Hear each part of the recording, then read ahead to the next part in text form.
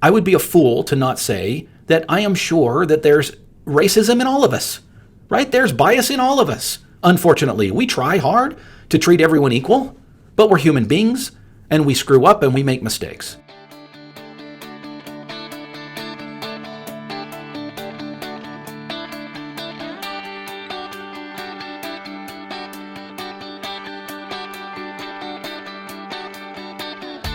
Originating from deep inside the Rocky Mountains, transported through the power of the internet, and arriving inside your tiny earbuds. It's the Appraiser Coach Podcast, helping appraisers increase their efficiency, quality, and make more money. Here's the guy who makes it his life's mission to create value for real estate appraisers nationwide. Your host and the Appraiser Coach, Dustin Harris. Welcome back to the program, everyone. Dustin Harris hanging out once again in the podcast chair. We are sponsored today by Alamode software. Alamode is the software that I've been using for 2 decades plus to make sure that everything in my office is efficient. Alamode.com or 800 Alamode is where you can find out more. Datamaster. Datamaster, of course, is saving appraisers time and saving appraisers money. You can find out more at datamasterusa.com, datamasterusa.com. And finally, we're sponsored by OREP Insurance. OREP, of course, is the E&O insurance that I use and have for several years now. Would never switch. It's amazing. Check them out. Go to orep.org. That's OREP.org. All right, folks, it's not often that you get me for a full episode anymore. Full episodes typically include an interview. Today I wanted to be solo because I wanted all things said today to be on me and only me. I will tell you this. I recorded an episode with a similar topic about 2 months ago. And I recorded it, and in fact, I turned on the microphone and I said something to the effect of, "I'm mad, I'm angry, and you're gonna get me both barrels today." And I said, "There's no script in front of me. I just want to talk to the microphone." And I went off for 40 minutes. And when I got done, I decided that I would be wise and send that episode to a few of my colleagues, individuals that I look up to, that have proven themselves to be level-headed. And I sent it to 4 people. 2 of the 4 people came back with an answer that said, "Dustin, I appreciate where you're coming from. I appreciate what you're saying, but you can't send this out." So my hat's off to them, and hopefully I was wise in listening to them. And I just kind of let it sit in the background for a while. And it stirred, and I've been thinking about it here and thinking about it there, and I know there's some conversations around this topic out there. But I felt like today was a day that I don't feel emotional about the subject. I just feel like something needs to be said. And again, all opinions on this program are solely Dustin Harris's opinions. But I want to try to stay away from the opinions today and stick to the data and just tell my friends, my colleagues, my listeners, which, let's face it, most of you are appraisers. I do get notes and hear about individuals who listen to this program who might be realtors or in the mortgage space or friends of appraisers. And so, love you guys as well. But today I want to talk to the appraisers. And I want to lay out, and I know most of you already know what's going on, but I want to lay out what I see as a movement, as a situation that is growing. And it's something that I feel like as appraisers, we need to be careful and we need to be vocal. All right, that being said, let me start by saying this. Racism in the United States of America, even in 2021, is a thing. Unfortunately, we have not rooted it out of this country, and certainly we can look back in history and say that there are some really, really bad things that have happened in this nation and happened on the backs of, racism. We have come a long way as a country. We have not come long enough or far enough. There is still work to be done. However, I do not believe that racism in appraisal work is systemic. Now, is there racism that occurs both on the conscious and the unconscious level of appraising? I would be a fool to not acknowledge that if you look statistically at 100 people, that statistically there's going to be some of that 100 people that have some form of bias in them. Why would it be any different when it comes to appraisers? Now, that being said, I do not personally know of, I don't want to say I don't personally know individuals that are racist because I don't know everyone's thoughts and feelings and ideas about things. But I can tell you this, I have never, ever in my life And I have dealt with a lot of my peers. As a coach, as a mentor for appraisers across the nation, I have had opportunities to deal with individuals in classes, conferences, mastermind meetings, and many, many people online, not to mention the one-on-one. I want to talk about the one-on-one for just a little bit. I have a unique position to be able to meet frequently, a couple of times a week, with my peers, my clients. These are other appraisers. And folks, we get raw, we get real. These meetings, these coaching sessions aren't any good if you're not completely open and completely honest, right? And I talk about finances, and I talk about families, and I talk about relationships, and I talk about work, and we talk about every aspect of individual, well, maybe not every aspect of individual lives, but we talk about a lot of stuff, folks, that you would not talk with somebody at lunch. We get real, we get raw, and that's why things happen, because people are vulnerable. Now, again, I don't know the minds and hearts of everyone that I meet with, but I will tell you that in my meetings over the last decade with appraisers across this nation, never once, not once, have I ever heard something come out of someone's mouth that even could be somewhat constrained as being racist. Never once. Now, again, I would be a fool to not say that I am sure that there's racism in all of us, right? There's bias in all of us. Unfortunately, we try hard to treat everyone equal, but we're human beings and we screw up and we make mistakes. But my friends, I do not believe that this is a systemic problem, and I do believe that I have a unique vantage point. Now, let's start with what's going on. There are allegations, and I want to stress that word, allegations, and they seem to become more prominent. I don't think because they are happening more frequently, but because, again, I believe that when you hear about something, you are more prone to notice it. You're more prone to see things that maybe, let me repeat that word, maybe are not there. And in my opinion, and again, this is Dustin Harris, in my opinion only, these alleged racism allegations, I don't believe in most cases have the truth that sometimes the media, sometimes the articles, sometimes the television cameras seem to want to portray. Now, let me state emphatically, if these things are true, those responsible need to be punished to the fullest extent of the law. Racism is wrong, wrong, wrong. Now, I also want to acknowledge that I know of a couple of stories. I've had conversations with individuals that I know and love where I do believe that racism played in. I do believe that there was some racism that took place. Sad and wrong those are, in the immortal words of Yoda. Those things should not be happening, folks. Absolutely, absolutely should not be happening. Now, Dustin, what are you talking about? For those of you who might be hiding under a rock, there have been stories that have come out over the last couple of years where individuals will claim that they maybe had an appraisal done on a property, and they had a second appraisal done, and the second appraisal, in some way or another, they hid their race, right? So I believe in one case, I'm just going off of memory, but in one case it was a mixed, it was a biracial marriage. I can't remember, who was who, but the husband or the wife had met the appraiser in the beginning. He or she was black, not the appraiser, but the homeowner. And the appraisal had come in at one level, and then they had a second appraiser come out again and revalue the property. And this time the spouse, which was white, Caucasian, met the appraiser, and magically that appraisal came in higher. Okay.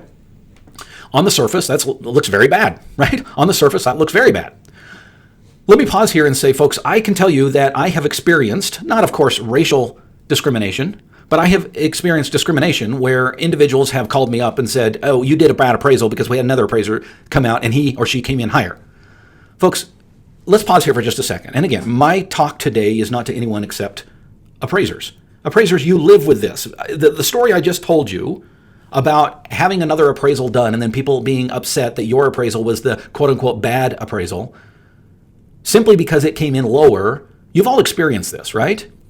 In fact, it's a common thing that we talk about in the mastermind group when we're talking about marketing. And specifically, we're talking about Google reviews. And one of the things that I have mentioned to my colleagues, to my clients is, potentially you might want to be very careful about the timing of sending out the request for a Google review.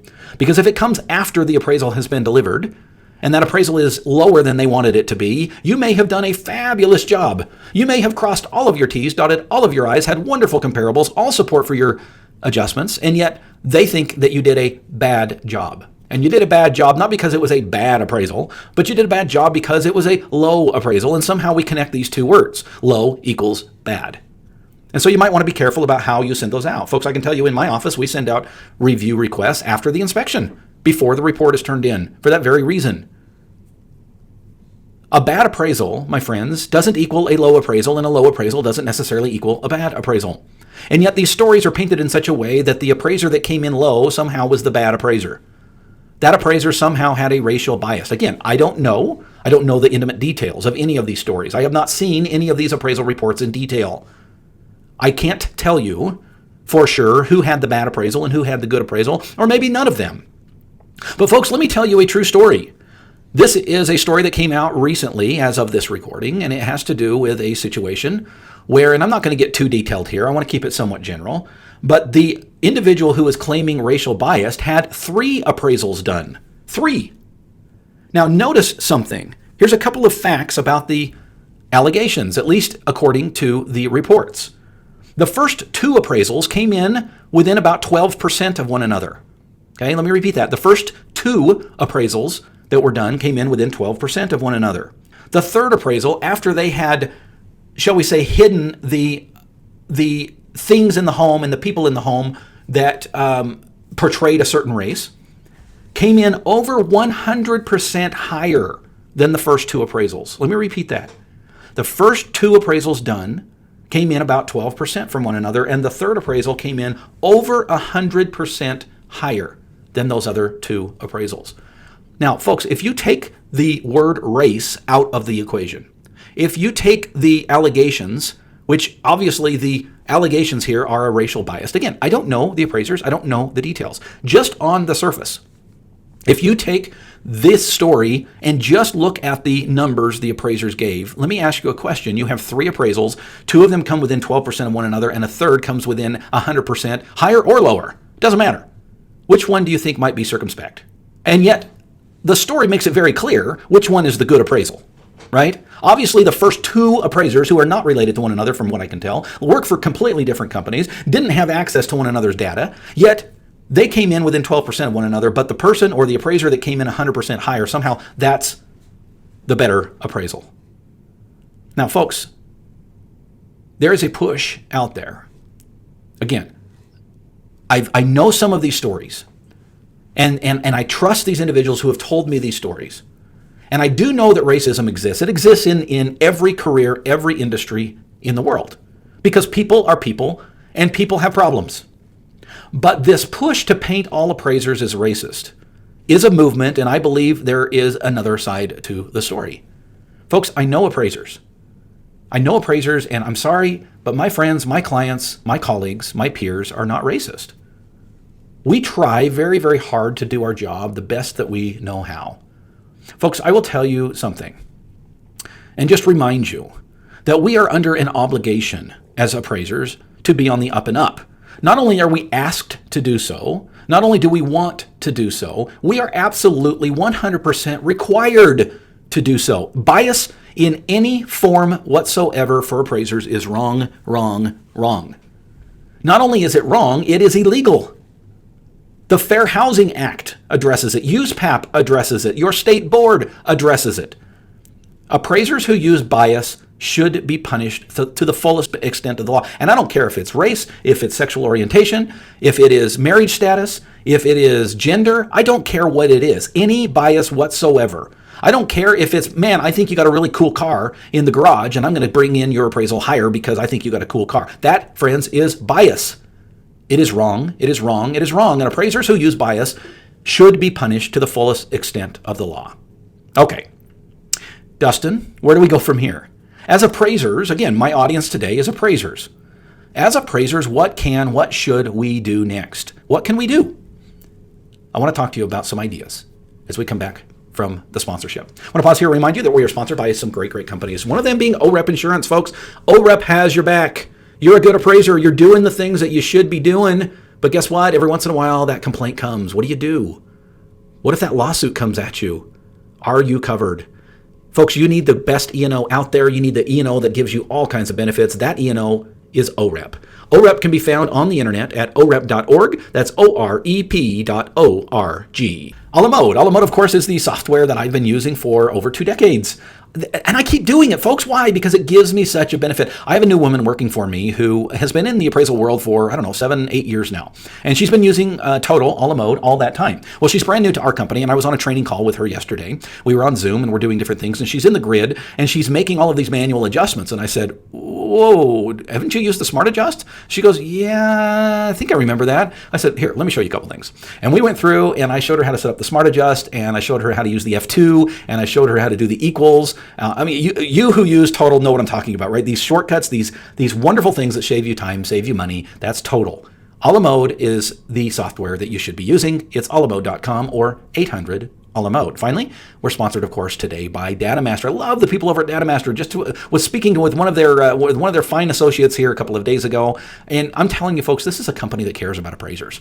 This is a company who really wants to make your life easier, and it will. DataMaster, if they are in your area, will make your life easier. Check them out. You can find out if they're in your area by going to their website. It's datamasterusa.com, datamasterusa.com.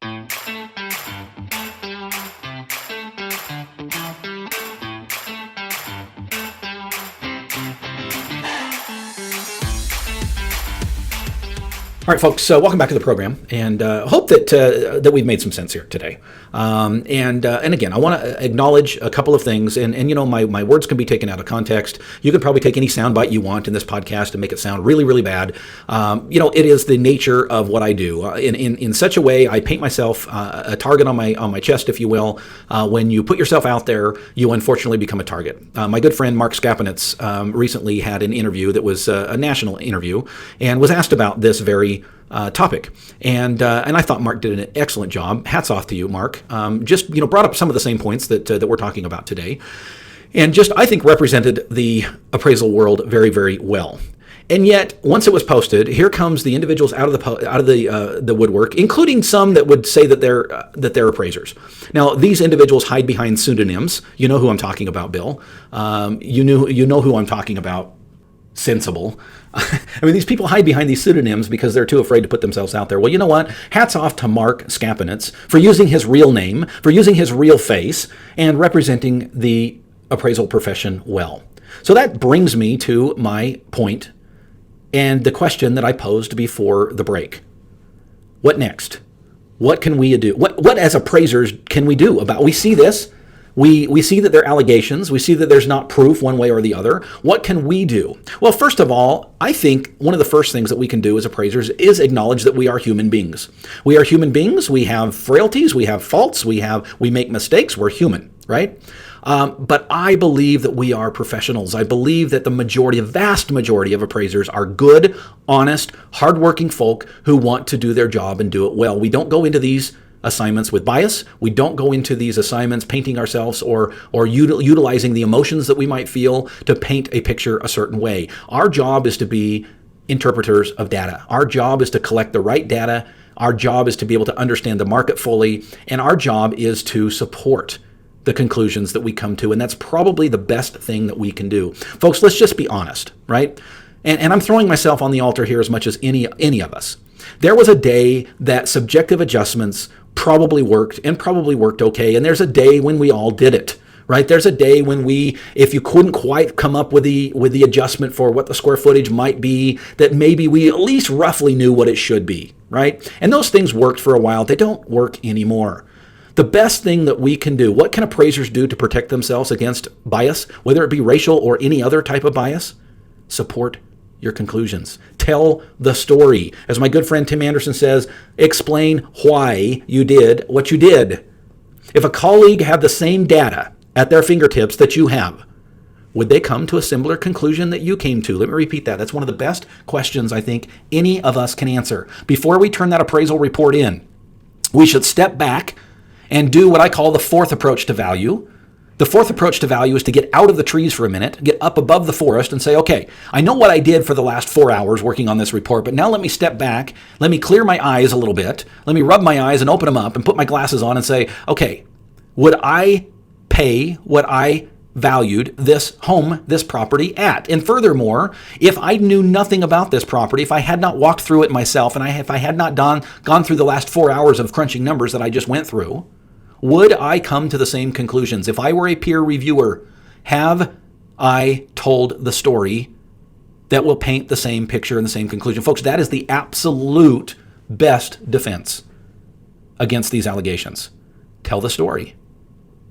Be the appraiser that does his or her job. And by the way, as I close up today, I will say this. The other thing we can do is to speak up. Speak up. Say something. If our peers are wrong, they should be punished. I've said that multiple times during this episode. If our peers are wrong, if they are biased, they should be punished. But if they are not, they should be supported. Appraisers, it is our job, our responsibility to do our jobs and to do it right, and support our colleagues who are also doing their jobs and doing it right. By the way, I spoke in depth about this very topic at the June monthly meeting with the coach. What is the monthly meeting with the coach? Well, every single month, as a member of the All-Star team, you have an opportunity to meet with me personally and in person, live, interactively, on a Zoom meeting with other appraisers, and we talk about this kind of thing. We talk about building your business. We talk about Google reviews, and we talk about private work, and we talk about AMCs, and we talk about all kinds of stuff that is very pertinent to you. We spend about 2 hours every single month meeting online. It is a benefit of the All-Star team. It does not cost you any more per month to be a part of that meeting. I hope you will join us. You can find us at theappraisercoach.com/memberships. You've been listening to the Appraiser Coach podcast with Dustin Harris. If you like what you hear, please give us a 5-star rating and post a short review on iTunes. For more in-depth insider information on how you can make more money as a real estate appraiser, visit theappraisercoach.com and sign up for the All-Star team today. Thanks for joining us. And now, get out there and create some value.